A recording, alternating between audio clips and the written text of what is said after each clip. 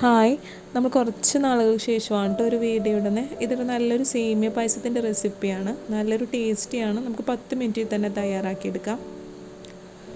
ആദ്യം നമ്മൾ ചുവട് കട്ടിയുള്ള ഒരു പാത്രമാണ് എടുത്തിരിക്കുന്നത്. അതിലേക്ക് ആവശ്യത്തിന് നെയ്യ് ഒഴിക്കുക. ഇതിലേക്ക് നമുക്ക് ഉണക്കമുന്തിരിയും കാഷ്യൂനട്ടും ഇട്ടിട്ട് നമുക്ക് ഒന്ന് വറുത്ത് കോരിയെടുക്കാം. അതിന് അളവൊന്നുമില്ല, നമുക്ക് ഇഷ്ടമുള്ള അത്ര എടുക്കാം.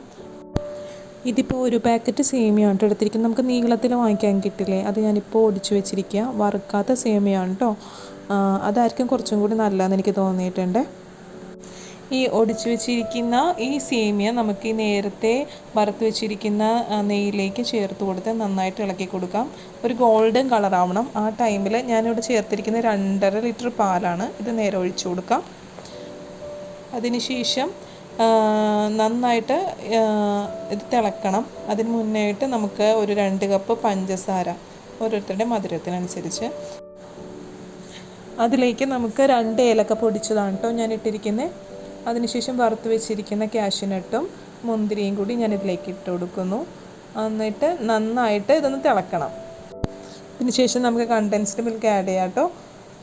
ഇത് ഓപ്ഷണലാണ്, പക്ഷേ ഇത് ഉപയോഗിക്കുന്നതാണ് കുറച്ചും കൂടി എനിക്ക് ടേസ്റ്റി ആയിട്ട് തോന്നിയിട്ടുള്ളത് കേട്ടോ. നമ്മുടെ നേരത്തെ ഒഴിച്ച മധുരവും ഇതും കൂടി നമ്മളൊന്ന് നോക്കണം. ആവശ്യത്തിന് മാത്രം ചേർക്കാം മിൽക്ക് മെയ്ഡ്. പിന്നെ നന്നായിട്ടൊന്ന് കുറുകുന്നത് വരെ ഒന്ന് ഇളക്കി കൊടുക്കുക. വളരെ ടേസ്റ്റി ആയിട്ടുള്ള നമ്മുടെ സേമിയ ഇവിടെ റെഡി ആയിട്ടുണ്ട്. വളരെ ടേസ്റ്റി ആയിരുന്നു കേട്ടോ. എല്ലാവർക്കും വളരെ ഇഷ്ടപ്പെട്ടൊരു റെസിപ്പിയാണ്. അപ്പോൾ എല്ലാവരും ഒന്ന് ട്രൈ ചെയ്യണേ.